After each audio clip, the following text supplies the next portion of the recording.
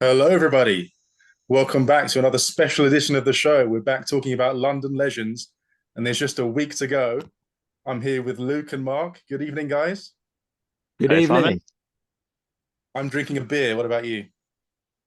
I just had some Pepsi Max, which was really cool it came out in the late 90s, I think, and had people like sort of jumping off cliffs and things and saying live life to the maximum, which is obviously something that's, you can embody by going to London Legends. What more maximization of life could there be than going to an 8th edition Warhammer tournament?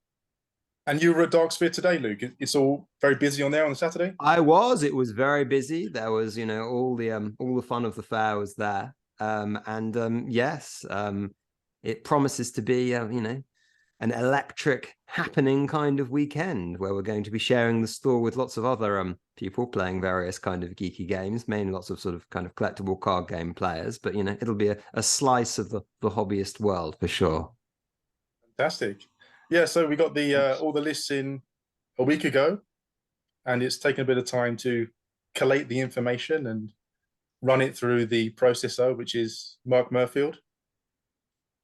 And you've got Yep, some of the stats for us, I understand. we have. So yeah, I was blitzing through the lists. I pretty much got most of them right. I did get corrected on a couple of bits when I checked them with players, which was nice to see they're all on the ball as well. And I think, Good spread of armies, right? yeah, that's it. I mean, the best thing is that we've got all 16 armies represented, which is what you want in a tournament. Now, obviously, there's a heavy slanting towards some. So Warriors of Chaos, absolutely up there on the list with six players taking them. We've got High Elves and Vampires tying for second with 5 people. And then after that, you've got Lizards, Dark Elves. Oh, there we go. Demons of Yeah. Chaos, Ogres, Wood Elves, and a nice little spread of the other ones. Lots of warriors. Yeah, Yeah. loads of warriors, which is different from the at Cardiff, where I think there were only one or two, maybe because they were kind of like just comped out of existence. But yeah, we've got 6 of them here, which is, so I'm a Warriors player myself, so I guess that's cool to see. It's interesting as well because obviously we've got a missions based tournament with lots of VPs up for grabs for the missions, and so we've got quite a lot of fast armies, as you can imagine, with the fast cavalry and high elves and wood elves and dark Did elves that can did you maneuver say around. fast or did you mean filth? Um, Fast filth. But then there's also these sort of slow warriors army, and there's a wall of Nurgle there as well, isn't there? It's interesting because, as you say, Simon, that the fact that there are missions and we're really making the missions important here, I would have thought would probably mean there would be less Warriors armies, because I don't think that Warriors are great at missions because we struggle to get that much fortitude. Yeah. Um, and obviously, a lot of Warriors players like me take trolls as their core, and unless you do something with the BSB, you're not going to get the fortitude there. Vampires as well, I mean, that's also not particularly easy with fortitude as well, because it's very slow moving. High elves, yeah, high elves are strong generically and strong with missions. Their lizard men, I think, also can do these quite well. yeah, and And Dark Elves. yeah, and dark. Goes without saying. Yeah, absolutely. Yeah. I mean, it also kind of reflects, I guess, that for some reason, there aren't an enormous number of Empire or Skaven players just in any UK tournaments. I don't know why. I mean, as far as I know, Empire is actually going way back, was one of the more popular kind of armies, because, they tended to be like in box sets and things, but I've not played many of them, in the UK scene. But it's great to have all the armies represented anyhow. Yeah, Even though absolutely. I they're wasn't very different. expecting to Yeah. I wasn't expecting to see loads of like dwarves and chaos dwarves and stuff. And we've got one of each of those, which is cool. Um, and a few armies that I would say are the sort of traditional avoidance list as well, where everything is mounted and flying and teleporting. Yeah, and of course our mission based scenario and allowing units of 10 fast cav to score do work in favor of that, and so that's not entirely surprising. So some players are playing to win the tournament there, which absolutely is understandable. And I feel that we should also, there's a little elephant in the room, which is quite obvious if people are looking at this at the moment, and that's we've got an odd number at the moment. Yeah, exactly. Yes. And So, so an odd number means a reserve player, which yes. is going to be one of us. Yeah, it should be quite fun. I mean, obviously, there's Yeah. 3 of us at least, so you know, if one of us is playing on one of the lower tables, then there's still someone manning the fort. Yeah, I mean, the only hint we can drop about the spare army is that it will be a very fast one to play to enable officialdom and administration. Very fluffy one. Yes, exactly. If you get the spare army, you know, the reserve player army, you know, your army should be better than it is. Yeah. Hopefully. Yeah. Let me put the draw on the screen here. Yeah, this is the all-important one. I mean, obviously, we had closed lists for this event. I mean, Cardiff did one where they had semi-open lists, and that obviously, you know, enabled people to, you know, stat up opposition armies. Yeah. But we've gone for closed lists, but we have got the draws. Yeah. Can you see it, guys? Yeah, I can see. Yeah. Cool. Yeah. So So -6, -7 are the dirtiest ones, and of course you will get paired with things that are as close to you as you can. And so we'll put this out on the social media as well, though. You know, not everyone will watch this video, but yeah, I mean it's kind of cool. I mean, we've got this filthy demon list against this filthy vampire list on our on table 1. Table 1 in the first round just means that you're the filthiest rather than that you're in the lead. Yes. Yeah. So no. So it's in. What's the average comp score? 1.2. Okay. If we're going to interesting. Yeah. That's interesting because you know the Triple Crown guys tend to think that the optimal comp score vis-a-vis your kind of competitive advantage is probably about -5. In that -5. Yeah, that's what they think. And that, my instinct is that that's probably too low. I think it's probably about -2 to 3. That's my suspicion in terms of just the thing that's really the best at winning. It's a bit easier to get plus points, though, than it was maybe a couple of years ago, because they're giving you +2 for having no scroll and, you know, +2 for no BSB and all that sort of thing.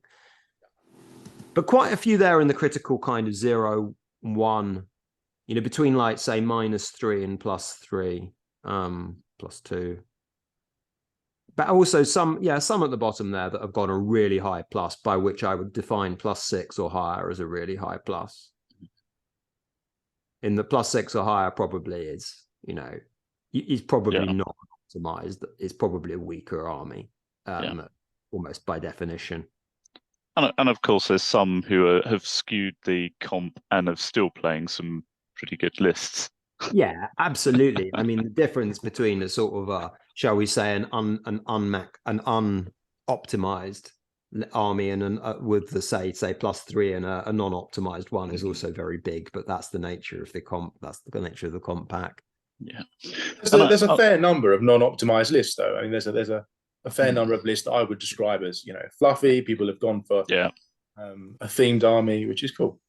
Yeah, and that reflects the fact that there are a quite high proportion of players here that I've not heard of, and I think that suggests that, you know, some people are using this tournament as an opportunity to, you know, to get back into the hobby, to dust the toys off, and to enjoy themselves. And for those players, they won't be thinking probably about optimizing much for the comp pack. So perhaps that reflects the non-optimized. You're absolutely spot on there, because I've been speaking to a few people on the email, and a number of them are returning players, or, you know, there's a few who haven't played 8th since the world blew up.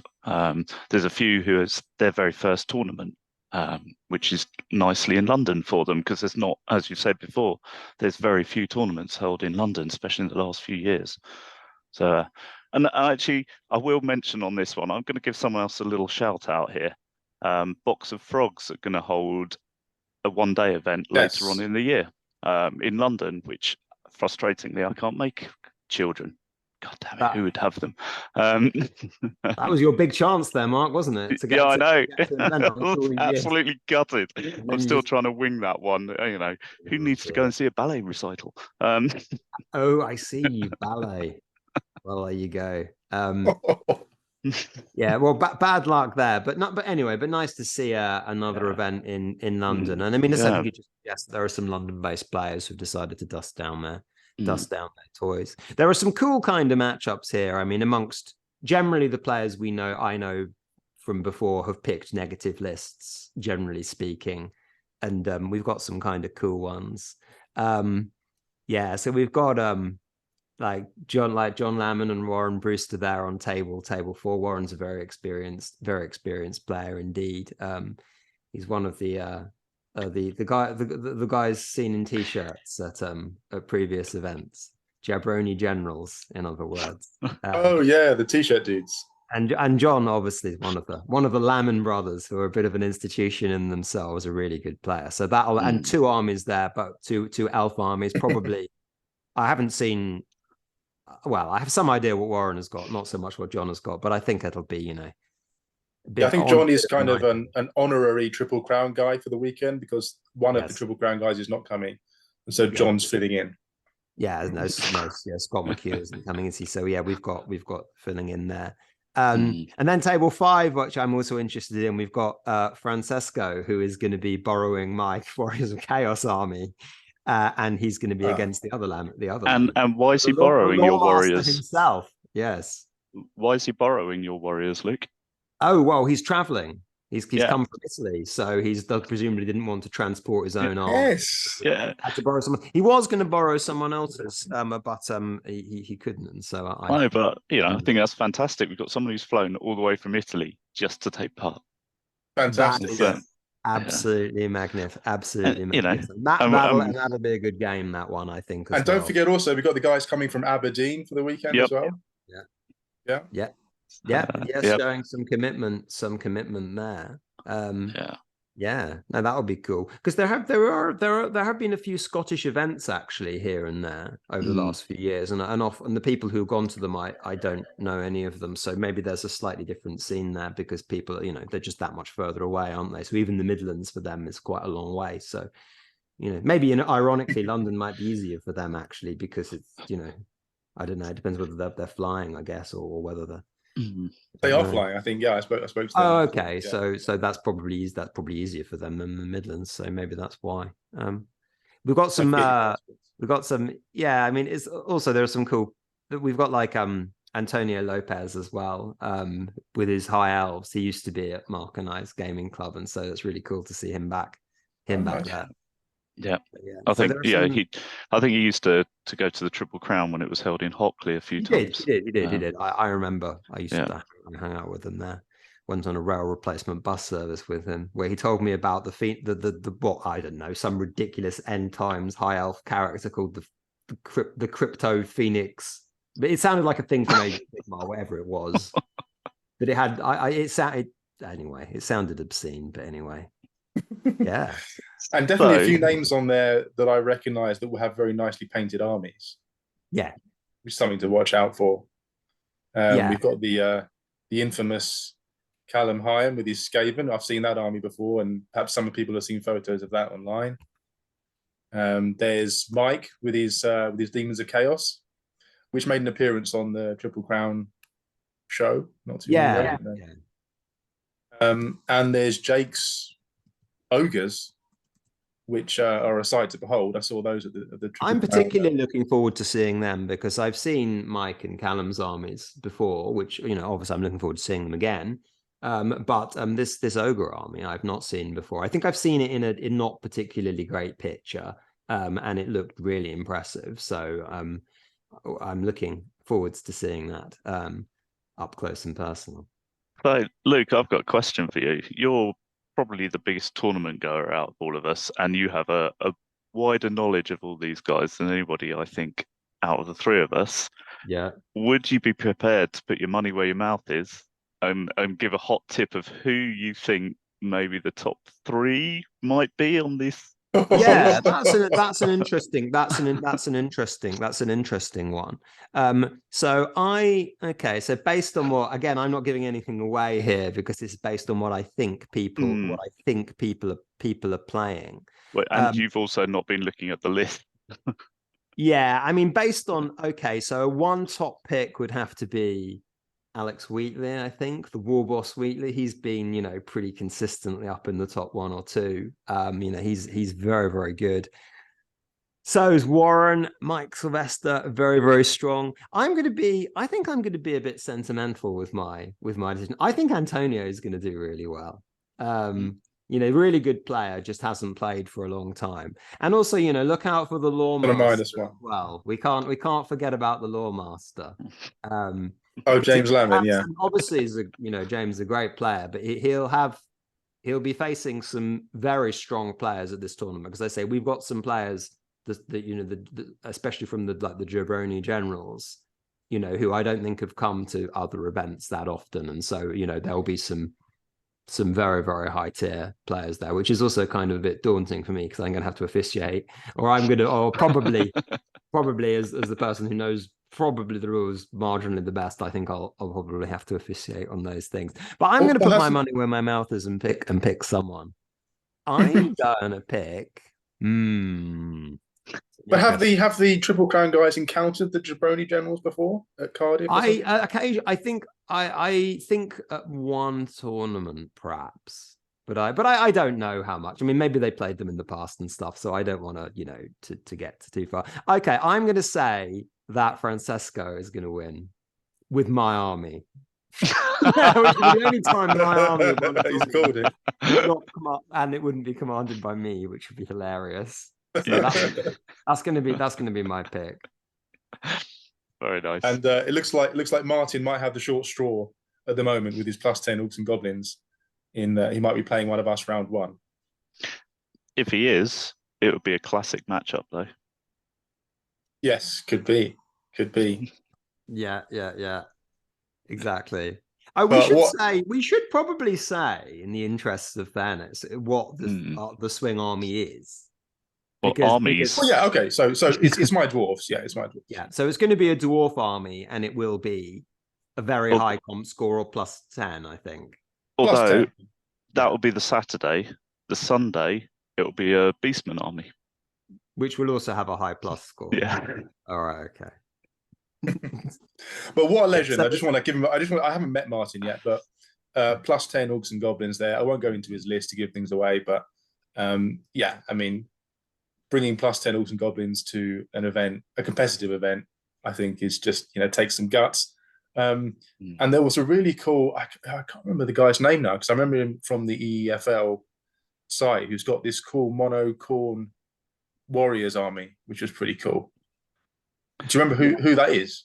No, I think it's is it Bowden? Okay. No, it's not Bowden. No, it's it's the guy from EFL. Oh, is it Dale? No, he's wearing Dark Elves. I haven't got a clue. Sedge, who plays Warriors, right? From that. Yeah, Sedge isn't coming. He's not coming. He's not coming. Oh, okay. Anyway, I've seen pictures of his army, and that's pretty cool, like a proper themed army, Yeah, exactly. Only one Bretonian here, which I play, which is the Chevalier Drew Chant. I played today actually in a warm up game, and and Sam quite innovative with Bretonians. So yeah. Don't write him off.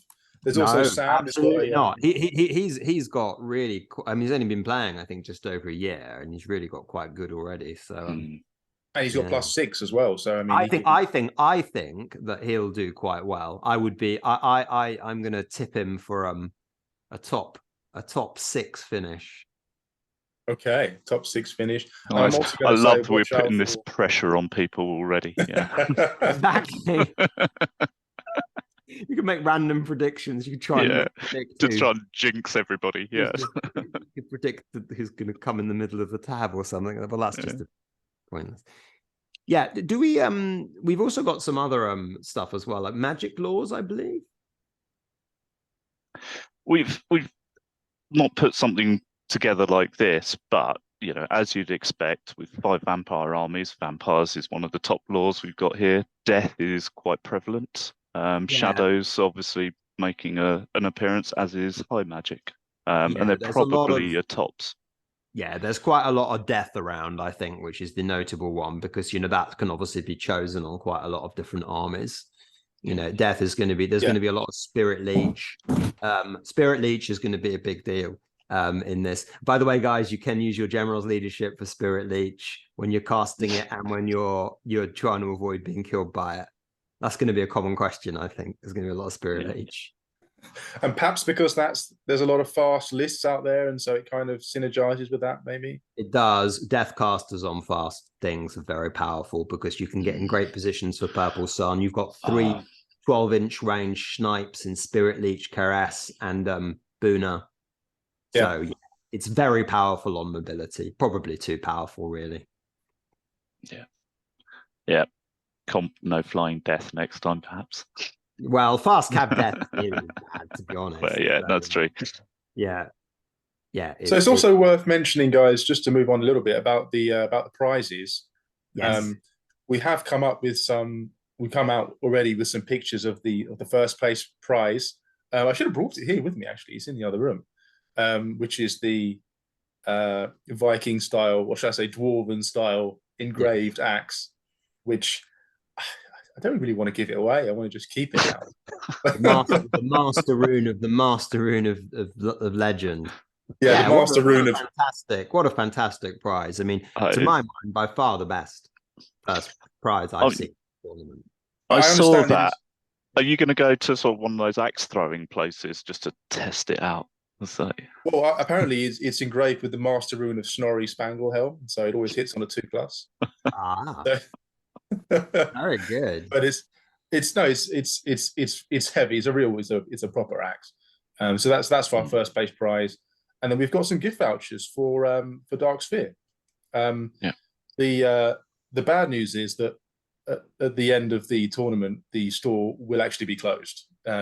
So, but you will be able to, of course, choose what you want and use the code online, and either collect it or get it delivered or whatever. And we've also got some tape measures and other goodies to give out. So, some special London Legend tape measures here, guys. Not just like stuff from B&Q. No, it's something. Yes, the London Legend tape measures. Yeah, when you're measuring your, I don't know, whether you're knight errant, have to do an impetuous test in some of the game, you can use your London Legend tape measure. And we've also got, we're going to do a sort of a second a painting prize in a way, because we'll have the painting prize, which is pure painting, and then we'll have the best themed army prize.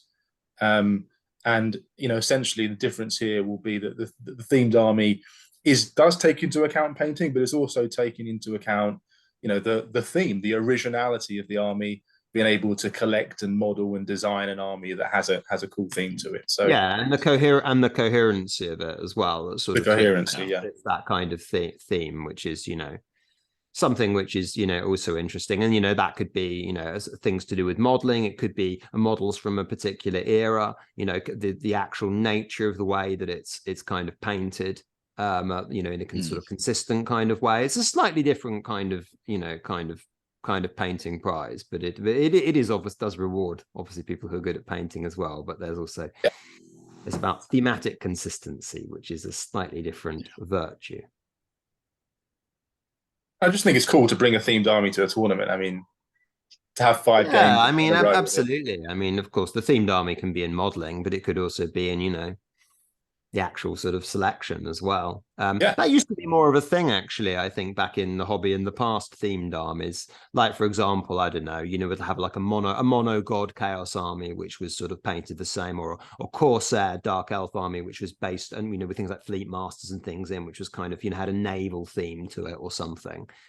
Generally, in competitive play, this doesn't work so well because, of course, actual armies that are selected to be themed tend not to be particularly optimized.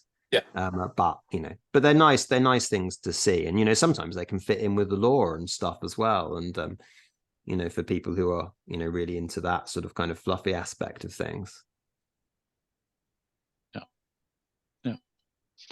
I'm really looking forward to doing this, needless to say. I mean, it's going to be an interesting challenge for us because none of us have run a tournament before.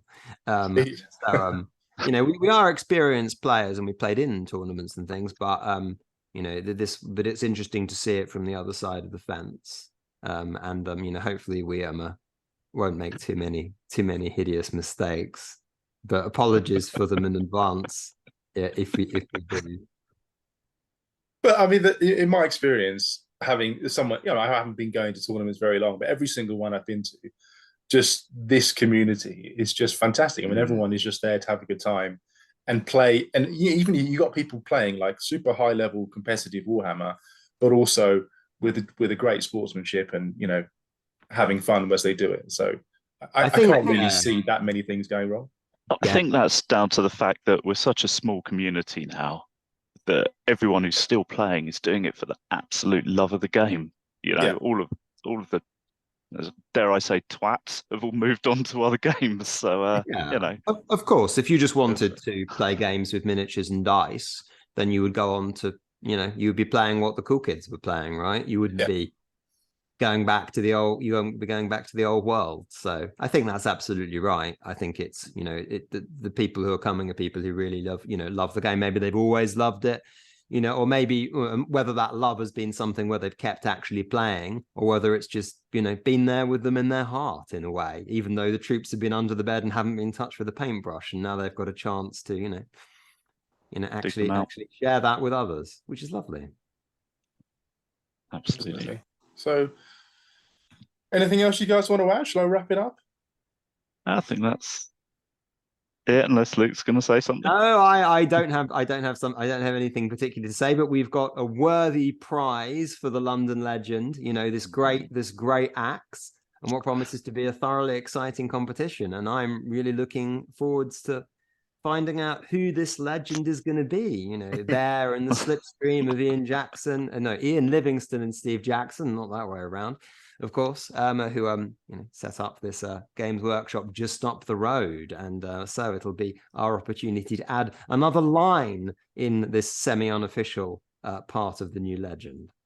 And if you do know anyone who last minute wants to come down to London for the bank holiday, bring an army, there are still 3 spots left, and we do have a 20th table. So it is, of course, possible to draft someone in last minute and change this lineup in front of us. Absolutely, and you won't suffer any list penalty, obviously, if that is you. Although you will have the pleasure of displacing the +10 dwarf list, which would be a little bit of a shame. But never mind. But you are very, very welcome. And, you know, who knows? Maybe the person who's going to win the tournament isn't even on this list, and they're just going to turn up at the last minute, just gate crash the whole thing, and then carry off the action to the sunset. That would be pretty cool.